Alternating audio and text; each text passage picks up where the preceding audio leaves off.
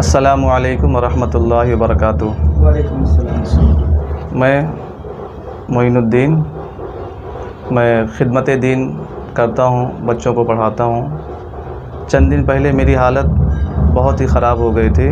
جادو، سحر اور شکلیات کا عمل مجھ پر کیا گیا تھا، جس کی وجہ سے میں اتنا پریشان ہو گیا تھا کہ میں اپنے زندگی سے مایوس ہو چکا تھا۔ میں اپنی زندگی سے بالکل مایوس ہو کر میں در در بھٹکنے لگا، اور میں بہت جگہ رابطہ قائم کیا، بہت سارے لوگوں سے میں ملا، لیکن مجھے اس طرح سے مکمل طور سے شفا یابی نہیں ہو رہی تھی۔ میں بالکل بے چین تھا، مجھے ایسا لگ رہا تھا کہ میری موت آ جائے گی قریب۔ اس طرح سے میں پریشان تھا بالکل۔ میرا پورا دماغ میرا بالکل کام نہیں کر رہا تھا، اور اتنا پریشان تھا کہ میں زندگی سے بالکل مایوس ہو چکا تھا۔ میں مخدوم ماہمی کی بارگاہ میں 3 دن جا کر وہاں پہ عریضہ پیش کیا، استغاثہ پیش کیا حضور سے، حضور کی بارگاہ میں کہ حضور مجھے فیض یاب کیجیے۔ وہاں سے مجھے اشارہ ملا کہ آپ ہاشم بابا کے یہاں جائیے۔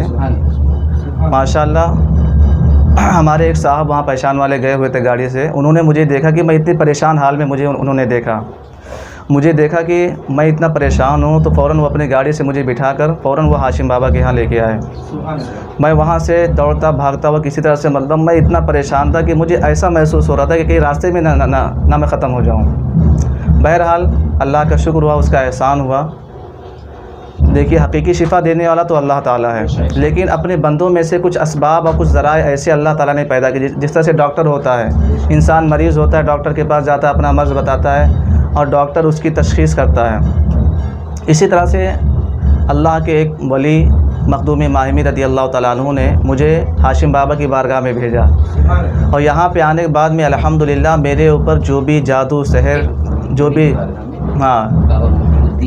بابا غلام محی الدین جو الحمدللہ ایک روحانی زبردست عامل تھے، ان کی بارگاہ میں ابھی بھی ان کا فیض جاری ہے۔ ان کی بارگاہ میں آیا، اور اس کے بعد میں مخدوم ماہمی نے مجھے کرم فرمایا کہ ان کی بارگاہ میں مجھے بھیجا۔ ایک اللہ کے نیک بندے، ماہر روحانیات بابا غلام محی الدین سمندری رحمۃ اللہ تعالیٰ علیہ کی بارگاہ میں آیا، اور فوراً الحمدللہ اللہ نے ہاشم بابا کے ہاتھ میں وہ قوت روحانی عطا کی ہے کہ انہوں نے فوراً مجھے دیکھا، اور فوراً مجھے انہوں نے سب سے آگے بلایا، اور مجھے آگے بلانے کے بعد میں بولے کہ سب سے پہلے حضرت کو دکھاؤ۔